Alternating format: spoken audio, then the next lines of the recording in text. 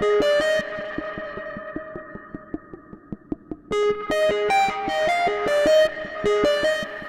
mission of the Orchard is to glorify God by building believers in the gospel in the greater Chicago area and around the world.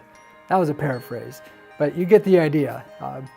The important thing to realize is that the media services ministry exists to support the mission of the church. We're all working together for the same end goals. And so everything that I do is connected to mission. And so I'm not creating a ministry that has nothing to do with the church's purpose, because that's going to spread thin our efforts and resources. So everything is connected to mission, and it's really important. The more specific you are and measurable you are, the easier it is to stay on mission.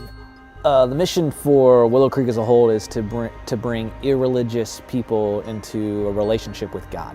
The Crystal Lake campus adopts that same mission that Willow as a whole have, but we also have a Belong, Grow, Serve, which anything that we do within the organization, we try to direct people to that. Does this, part of the church, like does this event, does this fall under belonging? Does it fall under growing, or does it fall under serving? So if we were to have, for instance, production, what does production, how does that fall under it? I mean, being a part of something is belonging to it. So as individuals, they belong to the production team. They're obviously growing, at least I hope they're growing, if not only spiritually, but also through an art that they are forming, as well as then serving. Obviously, if you're volunteering, you're by definition serving, so that kind of helps that. Our previous senior pastor was very much about the unchurched that are around the area, and that's what his mission was, really to find ways to engage and draw in and affect that group of people. However, he stepped down almost 2 years ago, no, a year and a half ago, roughly. And so we've only had our current senior pastor has been here for, 4 months, roughly 4 months. So some of that is still being determined and established. The history of Elmbrook Church has been very missional. We've supported a lot of local and global missions, missionaries, organizations that are mission-minded. So I know that that's going to continue, and that will certainly be part of it. Elmbrook also has a long history of planting churches. So I would be pretty well convinced that that's going to fit in somewhere. But we are kind of waiting on a very direct vision from leadership to come down currently. As a production ministry at Willow Crystal Lake, our mission is directing people into life-altering encounters with God. So that's a vast chasm of what that exactly means. But hopefully as the production team, we are never seen, but we are an instrument in which other people are seeing God. So if that's the lights, or to help enhance the environment, or if it's how the specific video shot is taken to help enhance their worship, or the sound. I mean, there's multiple different aspects of production. And so to be able to have that be an opportunity, or have all of those instances grow together so that people can have an encounter with God.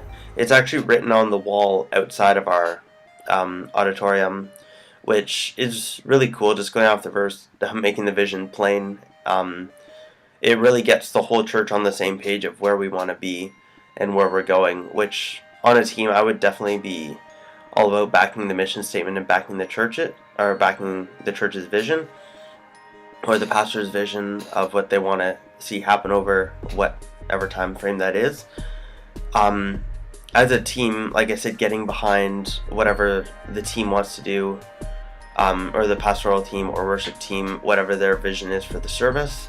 And basically our job is to be as transparent as possible, making sure that what we're doing isn't taking away from the service, whether that be things moving around on stage, whether that be the person operating sound, making sure that the band is hearing what they need to hear so they can play well, setting the pastors and the band up for as much of a win as we can so they can speak the message of God to people that may be hearing it for the first time. And really that's how we would communicate it to our team, is that we may not be speaking it really, but we're empowering other people to. And by us doing our job well, we are empowering the preacher to be heard well, or the team to play well. And the band could be doing awesome, but if we're not doing our job well, then they could sound terrible. And it really doesn't take, or it really doesn't honor the time that they've put in if we're not doing our job well either. So it's a bit of give and take, where they bring their best, we'll bring our best.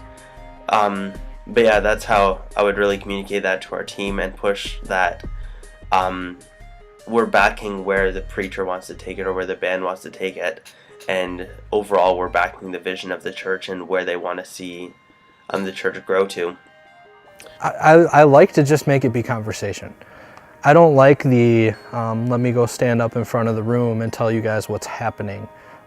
I know in the corporate world that's effective leadership, and I get that, because a lot of the time it's, here's the people that do the work, here's the person that tells them what to do.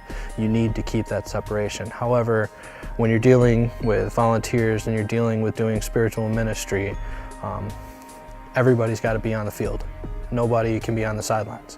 So when I'm having those conversations, I'm right there in the thick of it with them. I don't want it ever to seem like I'm simply carrying out orders or passing on orders.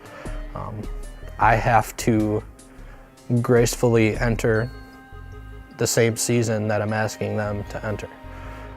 As I said before, whenever we're choosing volunteers, we want people that are on the same page as the church, really. They could have no technical skill but want to be involved and just love the church and want to build it.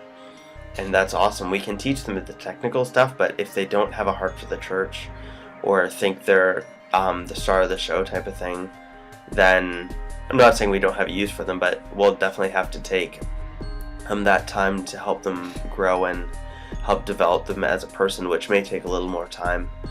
But yeah, definitely the biggest thing that I would look for is someone that has a heart to actually be involved and is committed.